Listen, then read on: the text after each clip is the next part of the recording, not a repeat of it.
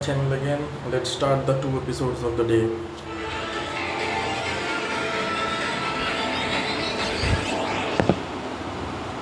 आदित्य वहां पर अभी भी शांति से लेटा हुआ था और आंखें बंद करके बस ये उम्मीद कर रहा था कि उसे जल्दी से नींद आ जाए, लेकिन ऐसा शायद पॉसिबल नहीं हो पा रहा था। कमरे में पूरी तरह सन्नाटा छाया हुआ था और वो सन्नाटा आदित्य को साइलेंट रहने में मदद कर रहा था। आदित्य बस अपने मन में ये सोच रहा था कि आज किसी तरह ये रात इसी शांति से गुजर जाए और वो फिर कल से वापस नॉर्मल हो जाएगा। उसे इस बात का बहुत अच्छे से अंदाजा हो गया था कि अगर उसके और मृणाली के बीच में ऐसी कोई भी छोटी चीज होती है तो वो अगले दिन तक टिक नहीं पाती। वो दोनों ही इस चीज को भूल कर आगे बढ़ जाएंगे। लेकिन आदित्य को बस आज रात की चिंता थी। उसकी आंखें बंद थीं या खुली हुई, उसे इस बात का अंदाजा नहीं था। बस कमरे का अंधेरा उसे इस तरीके से घेरे हुए था कि वो इस चीज को फिगर आउट नहीं कर पा रहा था। और वहीं पर उसकी बॉडी जैसे पूरी तरह से सुन्न हो गई थी। वो बस एक टक सामने दीवार की तरफ देख रहा था और कोई भी मूवमेंट नहीं कर रहा था। उसे पता था कि अगर वो कोई भी मूवमेंट करेगा तो मृणाली को इस बात का अंदाजा लग जाएगा कि वो जाग रहा है और शायद वो उससे फिर कुछ बात करना शुरू कर दे, जो वो बिल्कुल भी नहीं चाहता था। वो बस वैसे ही लेटा रहा और उसने हिलने की कोशिश भी नहीं की। लेकिन उसे पता था कि अगर वो हिलने की कोशिश करेगा तब भी मृणाली पर कोई फर्क नहीं पड़ने वाला। अगर उसे अपनी बात कहनी होगी तो वो आदित्य को कह देगी। और वो बस यही उम्मीद करने लगा कि मृणाली भी सो गई होगी। उसे ऐसा लग तो नहीं रहा था कि मृणाली सो गई है, क्योंकि उसे मृणाली की सांसें थोड़ी तेज महसूस हो रही थी और उससे उसे समझ आ रहा था कि मृणाली जरूर अपने मन में कुछ सोच रही है। जब भी वो सोती थी तो उसकी सांसें बहुत धीरे चलती थीं। लेकिन जब आदित्य ने इस चीज को नोटिस कर लिया तो उसे अच्छे से पता लग गया कि वो जाग रही है और वो बस इसी उम्मीद में वहां पर लेटा था कि उसे जल्दी से नींद आ जाए। वो बस वहां लेटकर सामने दीवार की तरफ देख रहा था और उसे ऐसा लग रहा था कि उस दीवार के बाहर भी एक दुनिया है जहां पर अनामिका जिंदा है और वो एक दिन शायद उससे जरूर मिलेगा। उसे इस बात का अंदाजा नहीं था कि शायद वो जो सोच रहा है वो सही है या नहीं, पर बस वो उस चीज में ही खुश होना चाह रहा था कि अगर अनामिका जिंदा है और आदित्य उसको देख लेगा तो उसके अंदर का वो डर गायब हो जाएगा और वो फिर खुश हो जाएगा। जब उसने ये बात सोची तब उसे थोड़ा सा रिलैक्स फील होने लगा और ऐसा लगा कि अब जल्दी ही उसे नींद आ जाएगी। लेकिन थोड़ा टाइम और बीत गया और वो ऐसे ही लेटे रहा और कुछ नहीं हुआ। उसे थोड़ी बेचैनी हो रही थी और वो बस इस चीज की इच्छा रख रहा था कि अगर मृणाली सो गई हो तो वो अपनी करवट बदल ले और थोड़ा सा सीधा हो जाए। उसके राइट कंधे में दर्द स्टार्ट होने लगा था और वो उससे थोड़ा सा परेशान हो रहा था, पर उसे पता नहीं था कि इंतजार कितना लंबा चलेगा और वो इसलिए बस वैसे ही अपनी पोजीशन पर लेटा रहा। कुछ देर और आदित्य बस ऐसे ही लेटा रहा और इंतजार करने लगा कि तभी उसे एहसास हुआ जैसे मृणाली ने कुछ मूवमेंट की है। तब वो थोड़ा हिम्मत करके अपनी करवट को सीधा करने लगा और टेढ़ी नजरों से पहले मृणाली को चेक करने लगा। उसे दिख रहा था कि खिड़की में से चांद की रोशनी अंदर आ रही है और मृणाली अपना मुंह उसी तरफ करके सोई थी। इसका मतलब यह था कि आदित्य की तरफ उसकी पीठ थी और अब वो फाइनली रिलैक्स कर सकता था। इसीलिए वो सीधी पोजीशन में लेट गया और तब उसने सोचा कि अब उसे थोड़ा सा रिलीफ मिलेगा। लेकिन वो इस बात को भूल गया था कि जब उसने अपने मूवमेंट किए तब वहां पर थोड़ी सी आवाज हो गई, जिससे मृणाली को यह पता चल गया कि आदित्य जागा हुआ है। वो उसकी तरफ पलटी तो नहीं, लेकिन उसने सामने खिड़की की तरफ देखते हुए ही आदित्य से कहा, मुझे पता है तुम जाग रहे हो।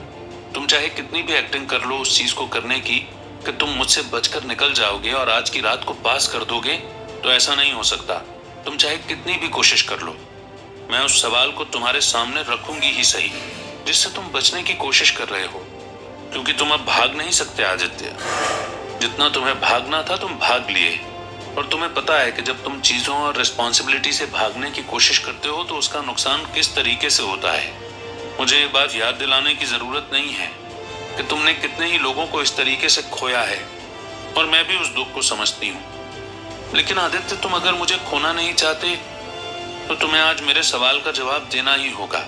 जब आदित्य ने मृणाली की उस बात को सुना तब वो उसकी तरफ देखने लगा।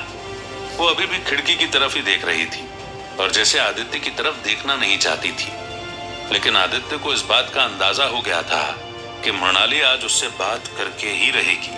वो आज की रात को जितना छोटा करना चाह रहा था वो रात उतनी ही लंबी हो रही थी और उसे पता था कि वो चाहे अब कितना ही चीजों से भाग ले, उसके सामने वो सवाल रखने ही वाली थी जिसका आंसर वो नहीं देना चाहता था। जब मृणाली ने अपनी ये बात बोली थी कि वो अपनी रिस्पॉन्सिबिलिटी से भागकर कुछ लोगों को खो चुका है, तो आदित्य को भी उस चीज का रियलाइजेशन हो गया था कि वो क्या कहना चाह रही है। उसे पता था कि ये बात बिल्कुल सही है, और तब उसने सोचा कि वो अपनी जिंदगी में यही चीज बदलना चाहता है। अगर आज मृणाली उससे सवाल कर रही है तो उसे जवाब दे देना चाहिए, क्योंकि अगर वो अपना बॉन्ड मृणाली से अच्छा नहीं कर पाएगा तो फिर चाहे दुनिया में वो कितने ही लोगों से मिले और उनके लिए अच्छी चीजें कर दे, तब भी कोई फर्क नहीं पड़ेगा। इसी बात को सोचकर उसने एक गहरी सांस ली और मृणाली के आगे कहने का इंतजार करने लगा। वहीं पर मृणाली ने जब आदित्य की गहरी सांस को महसूस किया तो उसे ऐसे लगा जैसे आदित्य कुछ कहने वाला है, लेकिन आदित्य बिल्कुल चुप था। और तब मृणाली को उस चीज के बारे में समझ आ गया कि उसे अब अपना सवाल आदित्य के सामने रखना ही पड़ेगा और उससे वो जवाब मांगना ही पड़ेगा।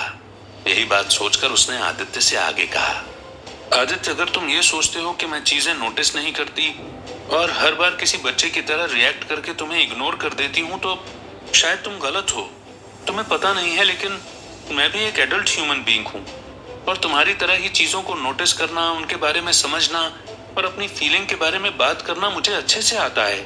मुझे ये पता है कि उस दिन जब हम वजीर के घर में इसी सिचुएशन में आए थे, तब भी तुमने इसी तरह ओवर रिएक्ट किया था और फिर मुझसे लड़ाई की थी, और आज भी वही कंडीशन आने के बाद ऐसा हुआ है। पहले मुझे लगा था कि शायद तुमने उस दिन काम का जो बहाना दिया था वो सही था और तुम उसी के बारे में सोच रहे थे, लेकिन आज जो हुआ उससे ये तय है कि दोनों कंडीशन के पहले सिर्फ एक ही चीज हुई थी कि तुम मेरे करीब आए थे। इसका मतलब यही था कि वो जो भी है वो मुझसे रिलेटेड है। तुम्हारे मन में जो भी है आदित्य, तुम उसे बाहर क्यों नहीं रख देते? तुम्हें पता है ना कि तुम मुझसे सारी बातें कर सकते हो और सारी चीजें शेयर कर सकते हो। अगर तुम मुझे अपनी जिंदगी में कुछ भी मानते हो तो फिर इतना कतराते क्यों हो? तुम्हें पता है कि मैं तुम्हारा साथ नहीं छोड़ूंगी, कभी भी तुम्हारी चीजों को जज नहीं करूंगी और जितनी मदद कर सकती हूँ उतनी करूंगी। तो फिर तुम मेरे साथ ऐसा बिहेव क्यों करते हो? तुम्हें नहीं लगता कि ये बातें मुझे हर्ट करती होंगी? आज भी जब तुम बाथरूम के अंदर गए तो क्या मैं वहां पर खड़ी रहती और तुम्हारा इंतजार करती रहती?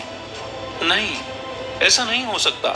मुझे भी बुरा लगता है और ऐसा करने का पूरा राइट मेरे पास भी है। तुम्हारे मन में जो भी है तुम उस बात को मेरे सामने रख दो आदित्य, ताकि आज ही हम सारी चीजों को सॉर्ट आउट कर लें और कल से ऐसा कुछ भी ना हो। जब आदित्य ने मृणाली की बात सुनी तब उसके थोड़े से होश उड़ गए और वो अपनी आंखों से सीलिंग की तरफ देखने लगा। वहां पर चांद की बहुत हल्की सी रोशनी आ रही थी, जिससे आदित्य को कुछ दिख तो नहीं रहा था, लेकिन उसे फिर से यही लग रहा था जैसे वहां सीलिंग पर उसकी पूरी जिंदगी चल रही है और वो बस उसे एंजॉय कर रहा है। उसे पता था कि मृणाली ने जो बात कही है वो बिल्कुल सही है। वो उसे बस बच्चा समझकर ही इस चीज को इग्नोर करने की उम्मीद रख रहा था, पर ऐसा नहीं हो सकता। ये बात उसे समझ में आ गई थी। अगर मृणाली इस बात को नोटिस कर रही है तो वो शायद अगली बार आदित्य के करीब आने पर भी घबराएगी और शायद फिर इन दोनों का रिश्ता वैसा नहीं हो पाए जैसा वो सोच रहा है। जब उसके मन में ये बात आई तब उसे लगा जैसे कि वो चीजों को बिगाड़ने पर तुला हुआ है और उसे चीजें सही कर देनी चाहिए, लेकिन फिर उसे समझ नहीं आया कि वो किस तरीके से बात करे और उसे इस चीज के बारे में कैसे समझाए। उसे वो दिन याद आ गया जिस दिन अनामिका उन दोनों के घर पर आई थी और जब जब अनामिका आदित्य से क्लोज हुई थी तब तब मृणाली ने उस चीज को नोटिस किया था। अनामिका के जाते ही उन दोनों ने लड़ाई की थी। आदित्य को इस बात का पूरी तरह से अंदाजा हो गया था कि मृणाली अनामिका से जलती थी। अगर ऐसे टाइम पर वो कुछ ऐसी बात करेगा जहां पर उसे ये लगेगा कि आदित्य अभी भी अनामिका के बारे में सोच रहा है, तो वो फिर से उसे टारगेट करेगी और उसे कुछ भी अच्छा नहीं लगेगा। तब आदित्य ने सोचा कि शायद उसे चुप ही रहना चाहिए और कुछ नहीं कहना चाहिए, क्योंकि अगर वो अपनी सारी चीजों को मृणाली के सामने कह भी देगा तो वो उसे समझ नहीं पाएगी, क्योंकि चाहे आदित्य कितनी भी कोशिश कर ले वो मृणाली के मन को कभी नहीं समझ पाएगा। जब आदित्य की तरफ से कोई रिप्लाई नहीं आया तब मृणाली को समझ में आ गया कि वो उसे इग्नोर करने की कोशिश कर रहा है। उसे इस बात का अंदाजा हो गया था कि अब अगर आदित्य ऐसा करने की कोशिश कर रहा है तो उसे भी अपना टॉप एक्शन लेना पड़ेगा। और यही बात सोचकर उसने उससे कहा, ठीक है आदित्य, अगर तुम्हें कोई बात नहीं करनी तो मुझे इसमें कोई भी प्रॉब्लम नहीं है, लेकिन तुम भी अब मुझसे एक्सपेक्ट मत करना कि मैं तुम्हारे पास आऊंगी या तुम्हें किस करूंगी या फिर कोई चीज करने की परमिशन दूंगी। अगर तुम्हें इसी तरीके से हमारा रिश्ता रखना है तो मुझे कोई दिक्कत नहीं है, लेकिन अब जब तक तुम मुझे इस बात के बारे में नहीं बताओगे तब तक मैं तुमसे दूर रहूंगी, और बस दुनिया की नजरों के सामने ही हम एक खुशहाल कपल होंगे। जैसे ही हम इस बेडरूम के अंदर आएंगे तब शायद सारी चीजें वैसी नहीं हो पाएंगी जैसा तुम सोच रहे हो। मुझे नहीं लगा था कि जब तुमने अपने 10,000 साल के सीक्रेट की बात मुझे बता दी है तो फिर उससे भी बड़ी कोई ऐसी बात होगी जिसे तुम मुझे नहीं बता पाओगे और उसे छुपाने की कोशिश करोगे। पर मैं समझ सकती हूँ, सबका अपना अपना परसेप्शन होता है और एक ऐसा टाइम आता है जब वो अपने आप को कंफर्टेबल समझते हैं। अगर तुम्हें लगता है कि ये तुम्हारा सही टाइम नहीं है तो फिर जब तुम्हें लगे तब तुम मुझे बता देना, और तब तक के लिए यह उम्मीद मत करना कि मैं तुमसे इस बेडरूम के अंदर अच्छे से बात करूंगी। तुम मुझसे लड़ाई करने के बारे में तो सोचना भी मत। अब मैं फाइनली सो रही हूँ, तो तुम्हें अगर जो भी बात करनी हो वो हम कल सुबह करेंगे। मृणाली इतना कहकर चुप हो गई और कमरे में एक बार फिर से सन्नाटा छा गया।